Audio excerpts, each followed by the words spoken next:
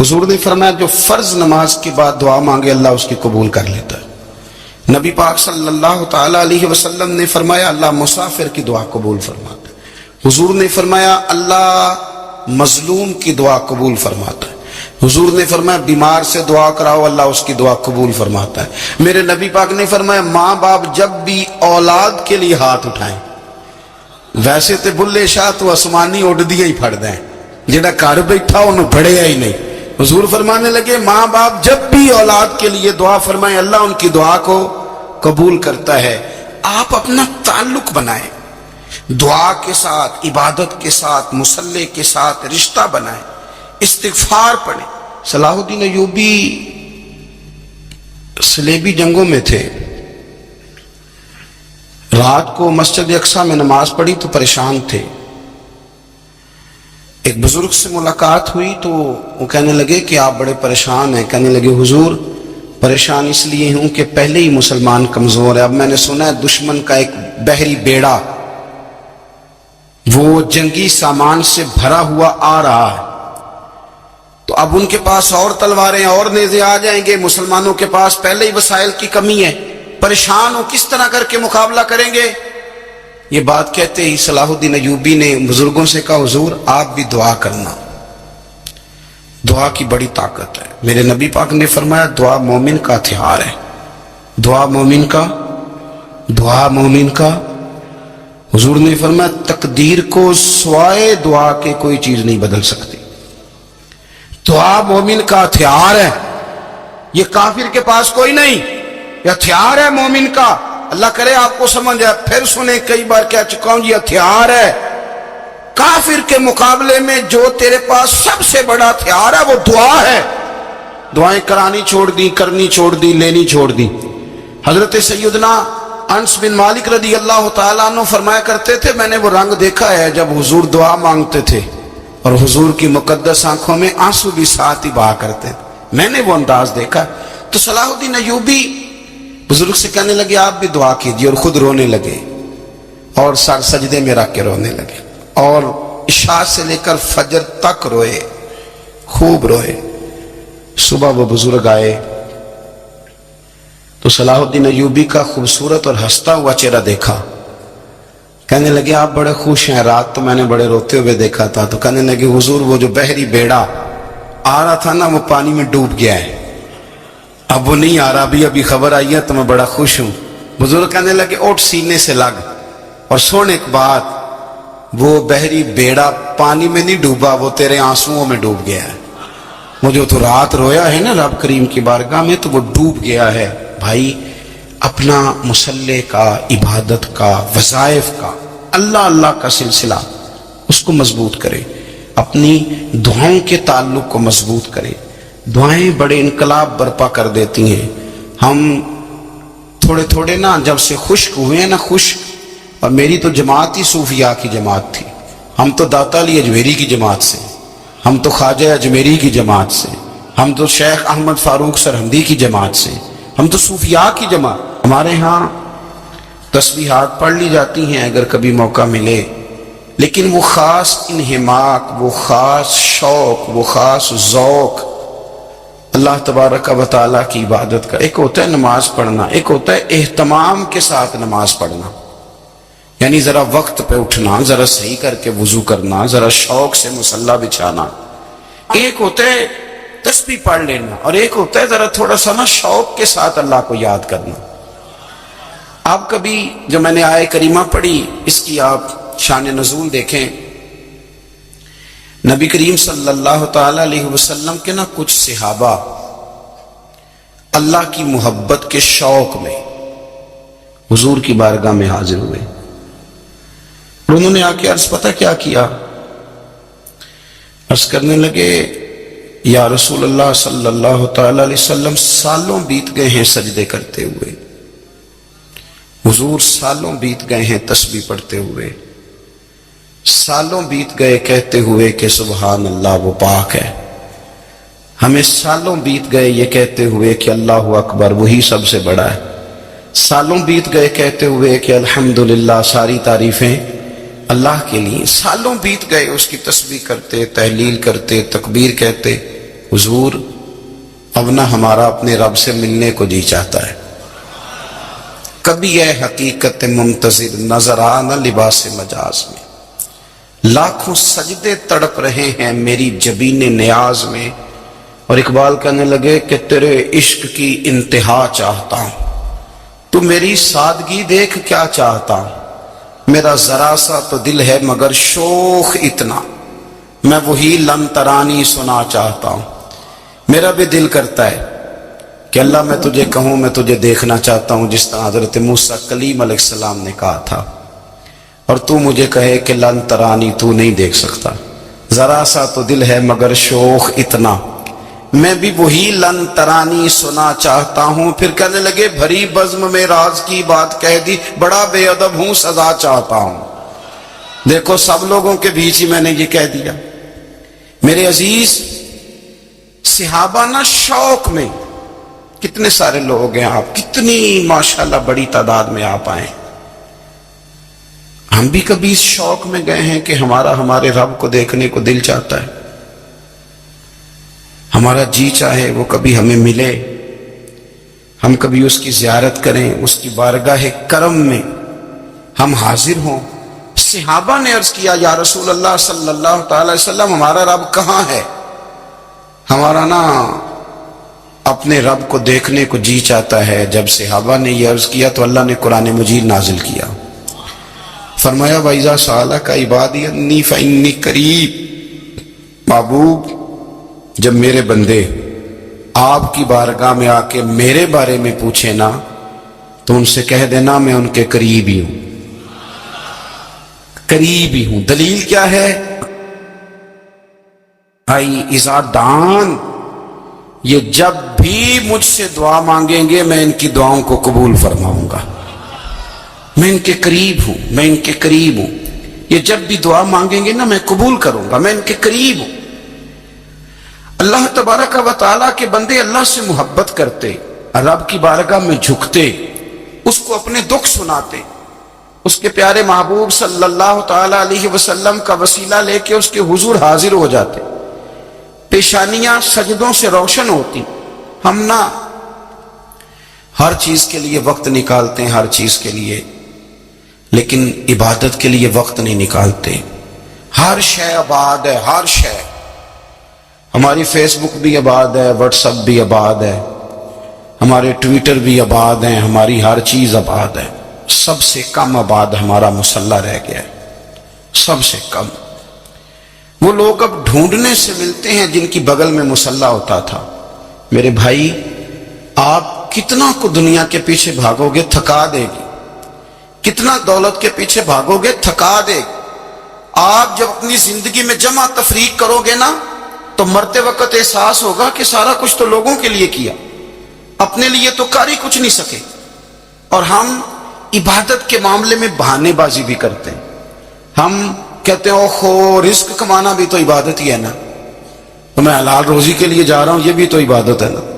میری طرح کے لوگ کہہ دیتے ہیں کہ میں سویرے اٹھ کے مدرسے میں کچھ اسباق دیکھتا ہوں تو یہ بھی تو عبادت ہے، میں بیان کرنے کے لیے مطالعہ کرتا ہوں تو یہ بھی تو عبادت ہے نا، اتنے لمبے سفر کر کے ملک میں دنیا میں گھومتا ہوں تو یہ بھی تو میں عبادت ہی کر رہا ہوں۔ اب اسپیشل نفلوں کے لیے وقت کس طرح نکلے، اسپیشل کر کے تسبیح میں کیسے چلاؤں، میں سارا کچھ ہم بہانے بنا لیتے ہیں نا۔ میرا سوال یہ ہے کہ یہ ساری باتیں صحابہ کو، نبی کریم کو، دیگر لوگوں کو بھی تو پتہ تھی نا، لیکن آپ غور تو کریں 23 سال حضور کو وقت ملا، مختصر وقت ظاہراً تبلیغ کرنے کے لیے، پوری دنیا میں دین بھی پھیلانا ہے۔ گھر میں 11 ازواج ہے، 4 بیٹیاں ہیں، ان کی اولادیں، سارے کام کاج بھی دیکھنے ہیں، لیکن سیدہ طیبہ طاہرہ حضرت عائشہ صدیقہ رضی اللہ تعالیٰ عنہ فرماتی ہیں سارا دن تبلیغ کرتے، ہر غلام کے دکھ سنتے، گھر میں آتے تو اپنے گھر والوں کا خیال کرتے، کام میں ہمارا ہاتھ بٹاتے۔ قربان جاؤں، کہتی ہیں زمانہ سارا سو جاتا لیکن آمنہ کے لال مصلی بچھا لیتے۔ دنیا سو گئی، ساری سب سو گئے، جو خدام تھے، وہ جو غلام تھے وہ سو گئے۔ صحیح مسلم نے لفظ ملیں گے، سیدہ پاک فرماتی ہیں او میرے نبی کے غلاموں، میں نے یہ رنگ بھی دیکھا ہے، کہ حضور نے اتنا کھڑے رہے، اتنا قیام کیا کہ مقدس پیروں میں ورم آ گئے، سوج گئے پیر، اتنے بڑے۔ دل پہ ہاتھ رکھ کے نہیں بتا سکتا کہ میرے کبھی نماز میں پیر سوج گئے، کوئی نہیں بتا سکتا۔ بچوں کی روٹی کماتے تھک گئے بات الگ ہے، ہم سیر کرنے گئے تو تھک گئے بات الگ ہے، لیکن عبادت میں یہ بھی تو مسلم شریف ہے نا، یہ بھی تو دین ہے نا، یہ بھی تو حضور کی سنت ہے، یہ بھی تو وہ چیز ہے جو کریم کی آنکھوں کی ٹھنڈک ہے۔ سیدہ فرماتی ہیں پیروں میں ورم آ گئے، اور ساری رات ہی حضور نے نماز پڑھی اور ایک ہی آیت بار بار دہرائی۔ مسجد نبوی میں بلال حبشی نے فجر کی اذان دے دی اور حضور ابھی مصلی پہ تھے، کریم فارغ ہوئے۔ میں نے عرض کی یا رسول اللہ صلی اللہ علیہ وسلم، آپ کے تو صدقے اللہ اگلے پچھلوں کے گناہ معاف کرے گا، تو آپ اتنی آہوزاری کیوں فرماتے ہیں؟ آپ تو شفیع ہیں، آپ تو انبیاء کے امام ہیں۔ تو حضور نے فرمایا عائشہ تم نے گنوایا ہے نا میرے اللہ کی مجھ پر کتنی رحمت ہے، افلا اکون عبدا شکورا، فرمایا اگر اس نے اتنی نعمتیں دی ہیں تو کیا میں اس کا شکر گزار بندہ نہ بنوں؟ میں شکر گزار بندہ نہ بنوں اس کا؟ پھر اگر اتنی نعمتیں اس نے دی ہیں، مجھے اتنا نوازا ہے، تو پھر میں اس کے سامنے سجدے نہ کروں؟ او میرے بھائی، بڑے قابل فخر لوگ ہیں ہم کہ ہم نبی پاک کے غلام ہیں۔ بھائیو، جب انسان کا رشتہ اپنے مالک کے ساتھ ہوتا ہے پھر تو غم بھی کچھ نہیں کہتے، پریشانیاں بھی کچھ نہیں کہتی، پھر تو زندگی صبر والی، پھر تو زندگی توکل والی، پھر تو زندگی بھروسے والی، پھر انسان اپنے آپ کو رسوا نہیں کرتا، دنیا داروں سے امیدیں اس کی ختم ہو جاتی، امیدیں اللہ رسول سے لگا لیتا ہے، مضبوط ہو جاتا ہے، مضبوط، طاقتور ہو جاتا ہے، خوددار ہو جاتا ہے، باوقار باعزت ہو جاتا ہے۔ حضرت بہلول دانا رحمت اللہ علیہ بیٹھے تھے تو ہارون رشید حج کر کے آ رہا تھا، تو رستے میں حضرت شیخ سے ملاقات ہو گئی، تو السلام علیکم کے بعد کہنے لگا حضور کچھ حکم ہو تو بتائیے گا۔ تو حضرت بہلول دانا فرمانے لگے تیرا رب کون ہے؟ اس نے کہا اللہ۔ تو فرمایا میرا کون ہے؟ کہا اللہ۔ فرمانے لگے تو بڑا ہی بیوقوف ہے، کیا تو یہ سمجھتا ہے کہ رب ہارون رشید کو تو دے گا اور بہلول دانا کو بھول جائے گا؟ تیرا بھی وہی رب ہے، میرا بھی وہی رب ہے، اس نے اگر تجھے دے کے آزمایا ہے تو ہو سکتا ہے مجھے نہ دے کے آزما رہا ہو، جب اس کی حکمت کے تقاضے ہوں گے تو عطا کرے گا اور دے گا، تو جا اپنا کام کر۔ بھائی اپنی روحانی زندگی، اپنی عبادات، اپنے وظائف، اپنے روزمرہ کے معاملات، اپنی دعائیں، اپنا استغفار، دیکھو کوئی مشکل کام تو نہیں، 2 رکوع ہیں سورہ واقعہ کے اگر رات کو پڑھ لی جائے تو۔ میں کس طرح یہ بات بیان کروں کہ تعویذ بانٹنا آسان ہے اور وظیفہ بتانا مشکل ہے؟ سارا دن تعویذ بانٹیں تو لوگ لینے کو تیار ہیں، اور اگر آپ وظیفہ بتائیں تو کہتے ہیں تو مشکل کام ہے۔ او خدا کے بندے، اگر آپ کا تعلق قرآن پاک کے ساتھ مضبوط ہو، قرآن پاک کے ساتھ اگر آپ کا رشتہ ہو، لوگ سفارشیں ڈھونڈتے ہیں نا دنیا میں، کوئی تعلق مل جائے تو میرا کام ہو جائے، دنیا میں اتنا مشکل معاملہ ہے، آخرت میں مجھے بتائیے گا کتنا مشکل معاملہ ہوگا۔ میرے نبی پاک صلی اللہ تعالی علیہ وسلم نے فرمایا جو لوگ سورہ ملک پڑھا کرتے تھے نا، سورہ ملک، یہ سورت ملک قیامت میں ان کی سفارش کرے گی، اور اس طرح کرے گی کہ کہے گی اے اللہ یہاں اس بندے کو جنت میں داخل کر دے یا مجھے قرآن پاک سے علیحدہ کر دے، تو رب فرمائے گا جا اس کا دامن تھام کے اسے جنت تک پہنچایا۔ آپ بات کو سمجھیں، جب آپ کے تعلقات اپنے معاملات کے ساتھ مضبوط ہوں گے، یہ نبی کریم نے وعدہ کیا ہے کہ تو سورت واقعہ پڑھ تیرے گھر میں فاقہ نہیں آئے گا۔ حضرت عبداللہ ابن مسعود رضی اللہ تعالیٰ عنہ بیمار تھے تو حضرت عثمان غنی رضی اللہ تعالیٰ عنہ تیمارداری کے لیے تشریف لے گئے اور جا کر کے کہا کہ آپ بڑے بیمار ہیں، آپ کی بیٹیاں زیادہ ہیں، میں چاہتا ہوں کہ خزانے میں سے کچھ مدد کروں۔ تو سیدنا عبداللہ ابن مسعود رضی اللہ تعالیٰ عنہ اٹھ کے بیٹھ گئے اور کہنے لگے امیر المومنین، اللہ آپ کو میری طرف سے، میری بیٹیوں کی طرف سے بہتر صلہ دے، میری بیٹیوں کو کسی خزانے کی ضرورت نہیں، میں نے انہیں خزانہ دے دیا ہے۔ کہا جناب آپ نے کون سا خزانہ دیا ہے، میں آپ کے مالی معاملات کو جانتا ہوں۔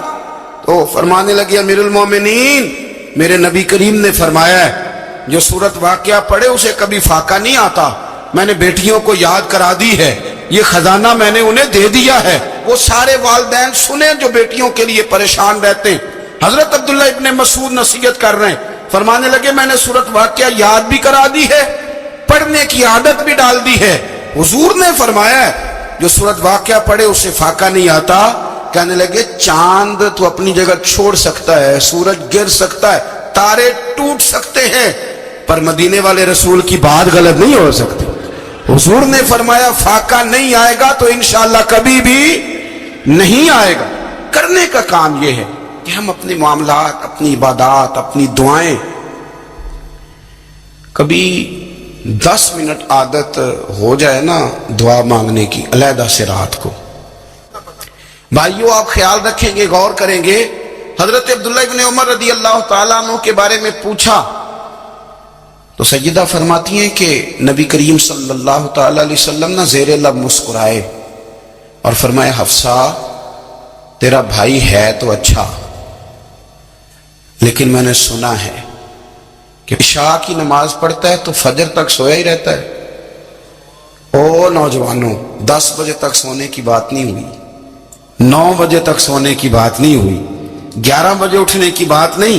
حضور فرمانے لگے میں نے سنا ہے کہ عشاء کی نماز پڑھ کے سو جاتا ہے اور فجر تک سویا ہی رہتا ہے، اسے چاہیے کہ تہجد کے وقت اٹھا کرے، اللہ کی بارگاہ میں حاضر ہوا کرے، آہوزاری کرے، سجدے کرے، عبادت کرے۔ اٹھتا ہے اور فجر میں جا کے اٹھتا ہے۔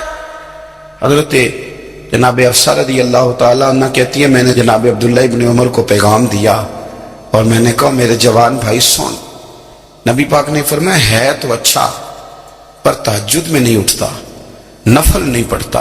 او میری ملت کے جوانوں، مزہ نہیں آ جاتا جب ساری دنیا سوئی ہو، ساری دنیا، اور بستر بھی گرم ہو اور نیند بھی پورا غلبہ کر رہی ہو، اور اچانک گھنٹی بجے دماغ میں، آنکھ کھلے، گھڑی پہ نظر پڑے، 3:30 4 بجے کا پیغام گھڑی بتائے، اور کوئی چڑھتی جوانی والا اٹھ کے وضو کرے، اور جب وہ مصلی کھول کے بچھائے تو مدینے والے محبوب کہتے ہیں کہ ہر نماز پہ رب ثواب دیتا ہے، اور جو اٹھ کے تہجد کی نماز پڑھے اسے دیکھ کے تو رب مسکراتا ہے، جو اس کی شان کے لائق ہے، جو اس کی شان کے لائق، وہ مسکراتا ہے، خوش ہوتا ہے کہ میرا بندہ تہجد میں اٹھ گیا، وہ مسکراتا ہے۔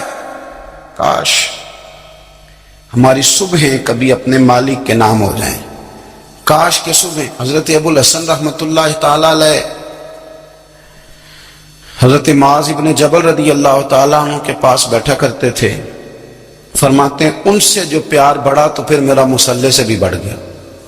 تابعی ہیں، فرماتے ہیں صحابی رسول سے محبت ہوئی تو ذکر سے بھی ہو گئی، پھر درود شریف سے بھی ہو گئی، محبت ان سے بڑھی تو پھر اللہ نے مسجد کا پیار بھی بڑھا دیا۔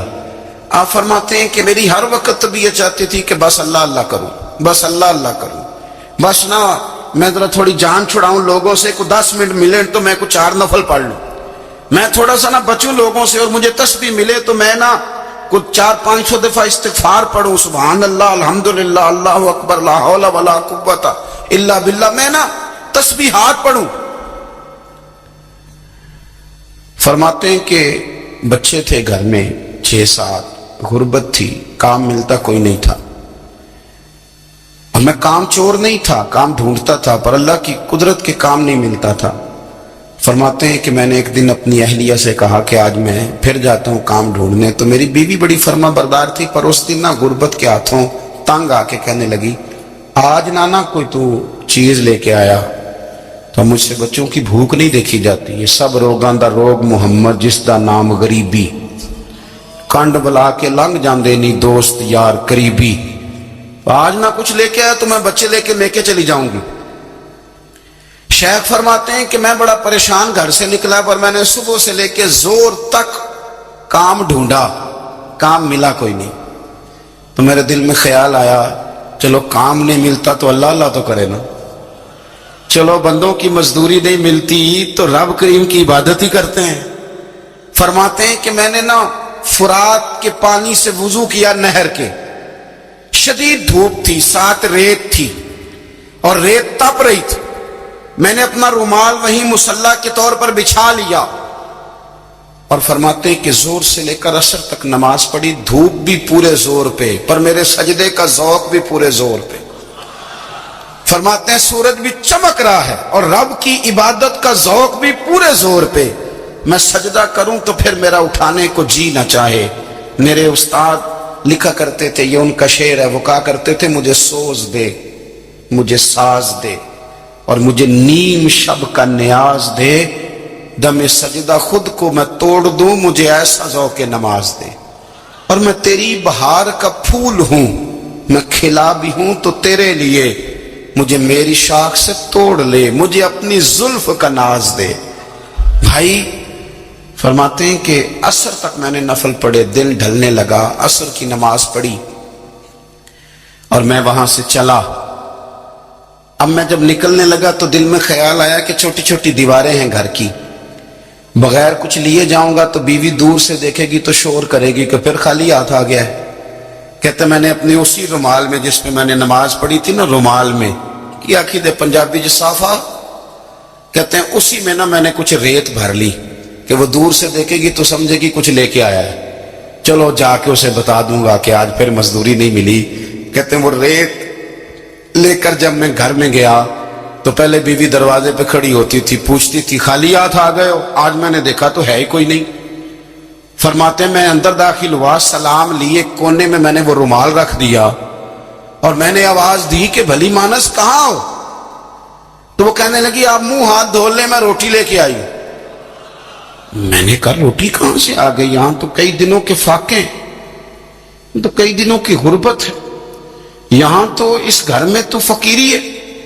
فرماتے ہیں کہ وہ روٹی لے کے آئی اور اس وقت کی جو موجودہ نعمتیں تھیں، سمجھنے سلاد، اچار، ہر چیز ساتھ لائی۔ میں نے کہا کہ بچے کہاں گئے؟ کہنے لگی وہ کھانا کھا کے کھیلنے گئے، آپ کھانا کھا لیں آ جاتے۔ کھانا اس نے چن دیا۔ میں نے حیرت انگیز لہجے میں ساری نعمتیں اپنے دسترخوان پہ دیکھ کر کے بیوی سے پوچھا یہ کہاں سے آیا کھانا؟ بچوں کو تو نے کہاں سے کھانا کھلایا؟ یہ سارا کچھ کیسا ہے؟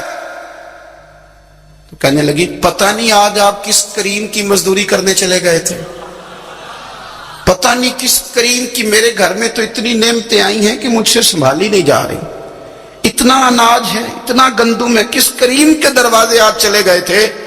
یہ کہتے کہتے وہ اٹھی اور اٹھ کر کے کہنے لگی پہلے بڑا کچھ آیا تھا، اب کیا لے آئے ہو؟ اور جا کر کے نا اس نے وہ ریت والا رومال کھولا، کہنے لگے میں تو لے کے آیا تھا ریت، تو میرے رب نے اسے بھی سونے اور ہیرے بنا دیا تھا۔ جب آپ کی توجہ اللہ کی جانب، میرے نبی پاک صلی اللہ تعالی علیہ وسلم نے فرمایا ہر چیز اپنے رب سے مانگ، ہر چیز مانگ، ہر چیز مانگ۔ یا رسول اللہ کیا کچھ؟ میرے محبوب نے فرمایا تیرے گھر میں نمک بھی ختم ہو جائے تو وہ بھی اپنے رب سے مانگا کر، تو مانگنا وہ تجھے دے گا، تو اس کی بارگاہ میں کشکول طلب دراز تو کرنا۔ اور ترمذی شریف میں عجیب لفظ ہیں، رسول کائنات نے فرمایا، رب کریم فرماتا ہے جب میرا بندہ ہاتھ اٹھاتا ہے نا تو مجھے حیا آتی ہے کہ میں خالی کیسے لوٹا دوں اس کے۔ اتنے بڑے بادشاہ کی بارگاہ میں، او بھائی لوگوں سے عزتیں تلاش کرتے ہو تو وہ کیا تمہیں عزت دیں گے؟ وہ تو کل اچھا کہتے ہیں پرسوں برا کہنے لگ جاتے ہیں۔